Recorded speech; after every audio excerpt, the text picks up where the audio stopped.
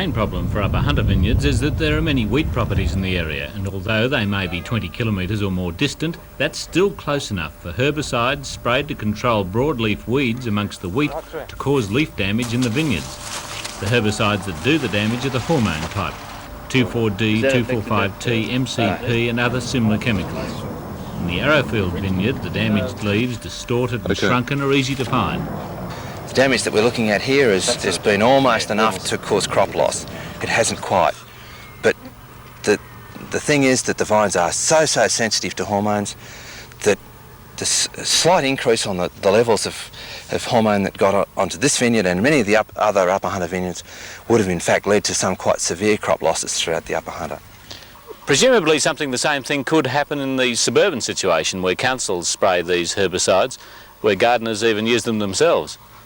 Well, one of the major hormone herbicides that's used in the back garden is the bindii killer for lawns. And that, of course, will potentially damage tomatoes and grapevines in the backyard. If people have tomatoes or grapevines in the backyard and they're using hormone weed killers like the bindii killer, then they've got to just be a little bit careful on their timing and make sure that the grapevines and tomatoes aren't moving at the time they use them. How sensitive are the vines? Just opening a can, is that enough to damage them? If you open a can in a vineyard or anywhere near a vineyard, in fact a grapevine can be damaged and so can a tomato.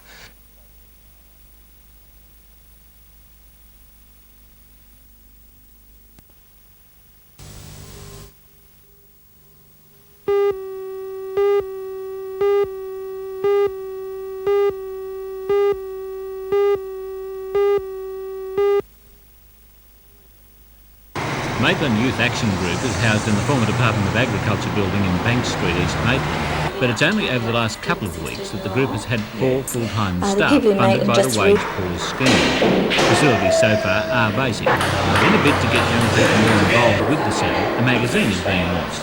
It's made to content, hopefully, written by young people. People in Maitland just recently had a competition writing stories, and I believe there was numerous stories handed in, and we're hoping for a similar response. Have you had any volunteers so far from amongst the young people you're working with? Yes, we have, as a matter of fact. It was only to go in our newsletter with a little bit of goading at first, but once they started, we couldn't stop them. So I think that's very exciting. The appeal is for somebody to see something in print. Exactly.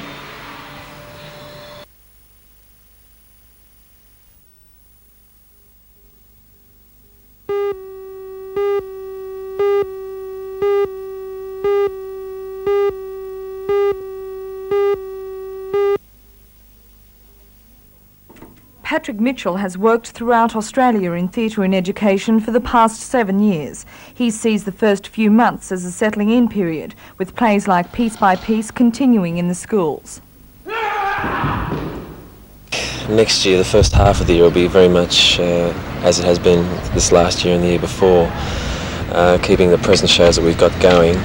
And then for me to get a feel of Newcastle, get a feel of the audiences, what the schools are interested in, what kids are interested in, and also certainly getting an idea from company members, people from the board, just seeing where they feel free was, you know, and then for me then to fit in what my ideals in theatre and education, where I can fit all that together to put together an artistic policy. And for the latter half of the year? Well, I think then I'll start to making the company more into what I think it should be doing once I've been able to see what the company's about and what Newcastle's about. But Mr. Mitchell would also like to see the plays venturing out of the schools and into the community. Keep a very strong schools focus, but also perhaps take the upper high school shows out of the community as well, so that the community gets a chance to see what is going on in schools and the sorts of theatre that their kids are having access to.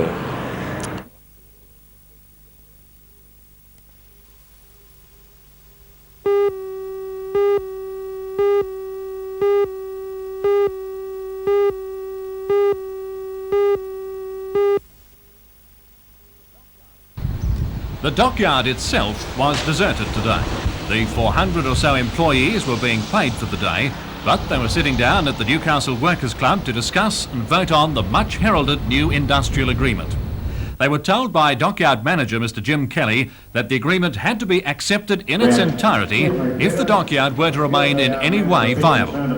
The men considered it and agreed to such unprecedented moves as no demarcation between the work of tradesmen of different crafts, sharing assistance, and even to the extent of allowing contract labour to perform work if considered absolutely necessary. But then came the question of the 20 minutes bath time at the end of the working day. This they will not give up. It costs the dockyard dearly, an estimated $200,000 a year, and can add up to 5% to the quote on contracts, according to the management. But the men would not budge, and after 6 hours of talks, they sent the agreement back to Mr Kelly, not agreed to in its entirety, so in effect rejected. Well, it leaves the future of the dockyard in jeopardy, because without the item on which this agreement is ground at the moment, I would hold very little hope of getting this dockyard operating profitably. And if it doesn't operate profitably, our Minister and the Government have already said that they're not prepared to continue to support operating losses at the dockyard. Well, the workers were told they had to accept the agreement in its entirety or not.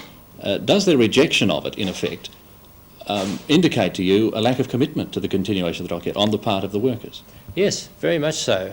This is what I would hope that even yet, with another session with the liaison committee that has been set up to get the document this far, that there may be some hope of getting the workers to see that they need to make this contribution. So no, I haven't written it off at this stage, but I repeat, we must get this thing through with this particular item resolved if we are to have a future. Well, just how important, in your view, then, is this bath time to the men? Well, important to the men, I don't think it's terribly important, other than perhaps as an item of principle and something that they worked for years to obtain. But one can go down to the gate here at 3:30 in the afternoon, which is quarter of an hour before knock-off time, and see a number of people standing there waiting for the gates to be open. So they're not really getting any benefit from this time. So is there negotiation still to come, or has the rejection of the agreement meant the end? No. I believe we'd be silly to throw the thing away yet, and it is worth another try. And I've had discussions with Mr Barrack on it already. From the Trades Hall Council? From the Trades Hall Council. And during the coming week or so, we'll have another go at it to try and convince the men that they need to make this contribution.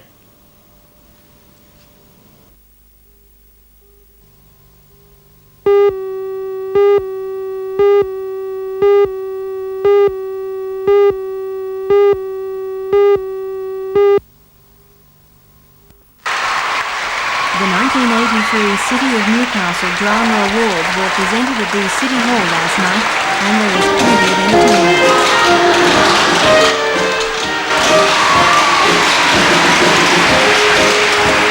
8 professional and 12 non-professional theatre productions were nominated this year.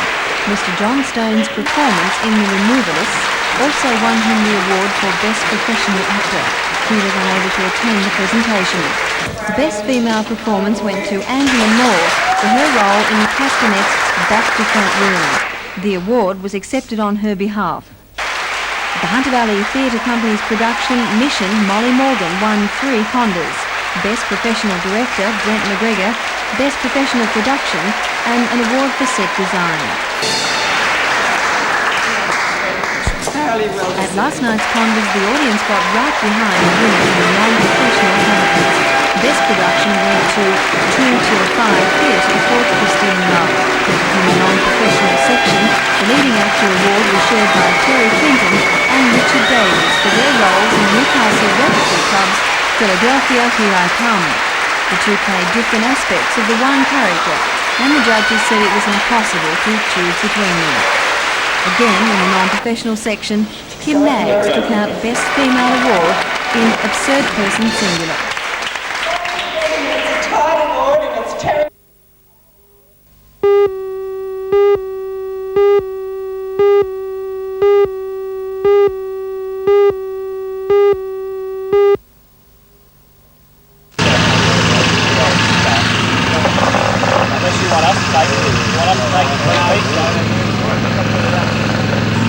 I reckon they only go up.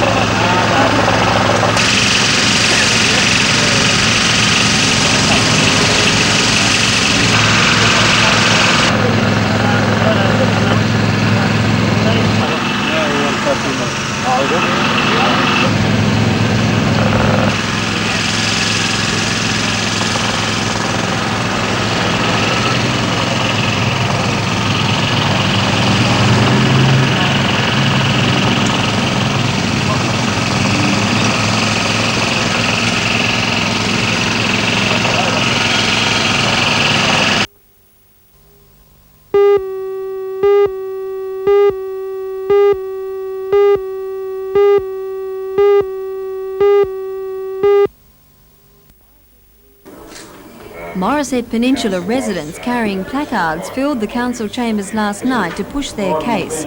They are protesting against plans for a sewage treatment plant, which will eventually service 800 homes in a new estate. A developer plans to pump the effluent into Bardens Bay between Bonnells Bay and Morisset Park. The residents are not satisfied that the system is safe and will not pollute the lake. And we're concerned for the health of not only our own children in the area and adults as well, because we also swim there and boat there, but the many children who come for a healthy, happy holiday at Camp Brightwaters. And we don't want them with any possibility of infection. The residents who will continue their campaign to have the treatment plant stopped and alternative schemes investigated were critical of some aldermen last night. But we are also particularly concerned that our own aldermen have not informed us of this, even though you could say we've been derelict in our duty in not attending council meetings or not reading council minutes. But this was agreed upon in 1981 and we found out 10 days ago.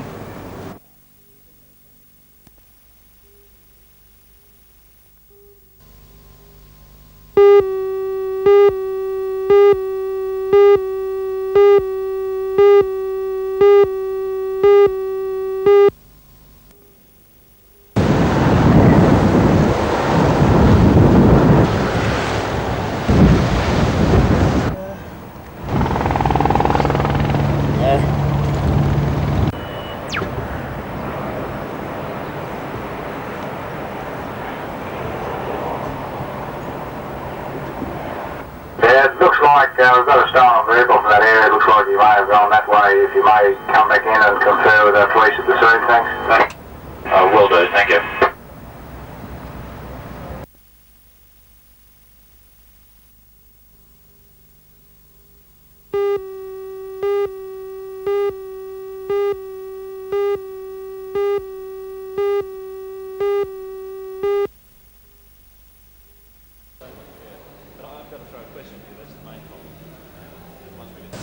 What we're trying to sort out in this conference, and what a lot of work that's going on in many labs all around the world are trying to do, is to understand the mechanisms behind variations in people's response to drugs. We have a large variety of very specific drugs that can cause wanted, but can also have the potential to cause unwanted effects. And what we're trying to do is to be able to predict what dose is appropriate for what individual. In the area that I work in is in trying to anticipate what happens with patients who have liver disease. We know that drugs are handled by metabolism, or many drugs are, and that the liver is very important in this. And if the liver is diseased, you'd expect there to be a different way of handling the drug in that patient. What we're trying to do is to learn the underlying mechanism so that we can anticipate. And if we can anticipate this, it means we can give the appropriate drug at the right dosage when that drug is indicated in a patient with any individual disease state. There are many examples of drugs that are being looked at within the whole of this conference. If you had to characterize the whole conference in one sense, it is to try and improve individual treatment for patients.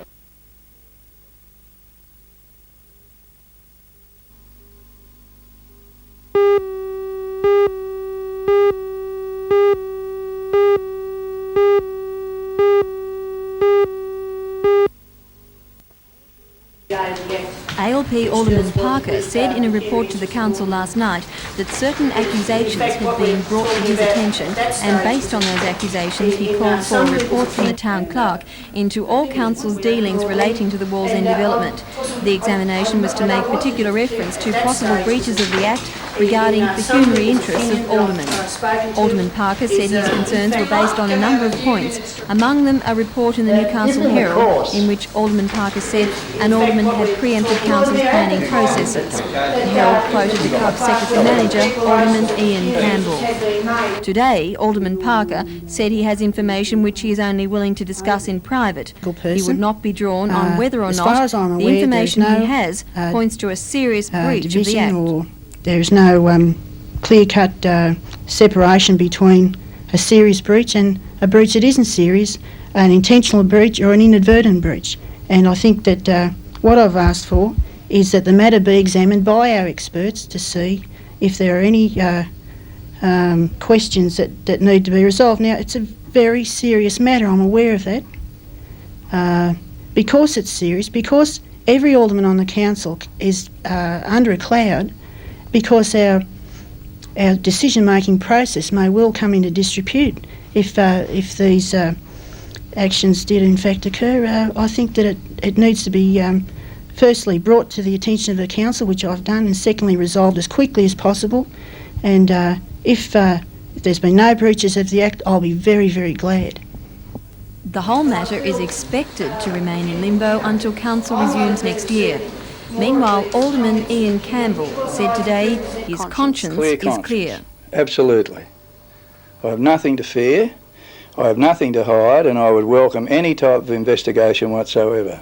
And this is the only opportunity that I have to attempt to clear my name, because I'm precluded and I'm not able to speak in the council, and I had to sit there last night and be subjected to the most vicious attacks imaginable by people who knew that I was not in a position to defend myself.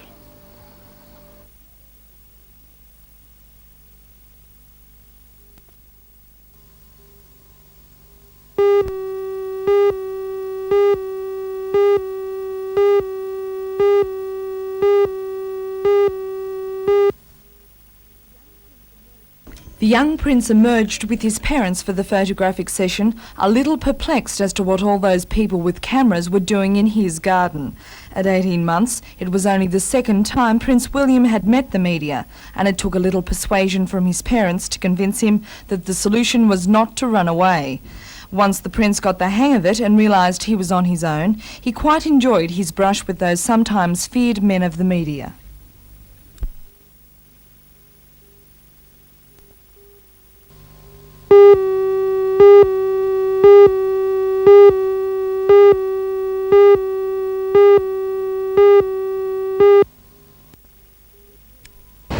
This week the council gave permission for development to proceed in the area of the old abattoir buildings.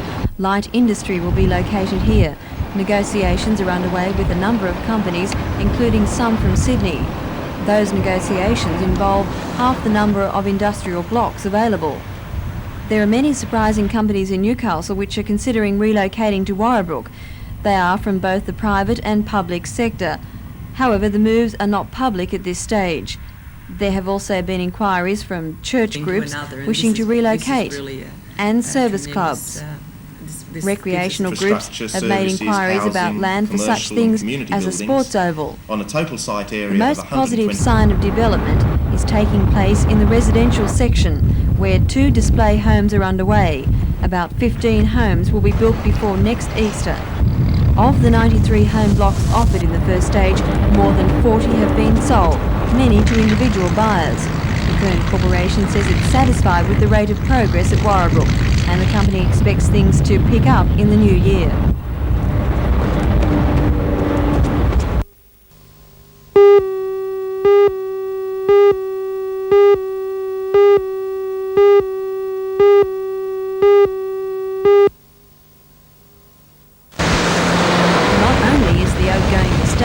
It's going to be updated in the new year. The decision is good news considering that this popular Hexham Rest Point has been around for more than 30 years. Oak shapes here have almost become an institution. The new bridge still affects the Oak, but not all access points have been cut off. Meanwhile, work is proceeding on the new bridge at Hexham. This is how the finished structure will look. All northbound traffic will use the new bridge, and southbound traffic will travel along the existing one. The DMR says it has had quite a number of complaints from the public about delays due to construction work. It may take some time before the chaos ends. At this stage, the foundations are still going in. There are 102 reinforced concrete pilings involved. Some have been sunk more than 30 metres deeper than normal bridge foundations. Early in the new year, tenders closed for construction of the bridge superstructure. It will be 576 metres long and have a 10-metre high water clearance for river traffic. The entire project is due for completion in 1985. In the meantime, the motorists will have to grin and bear the inconvenience.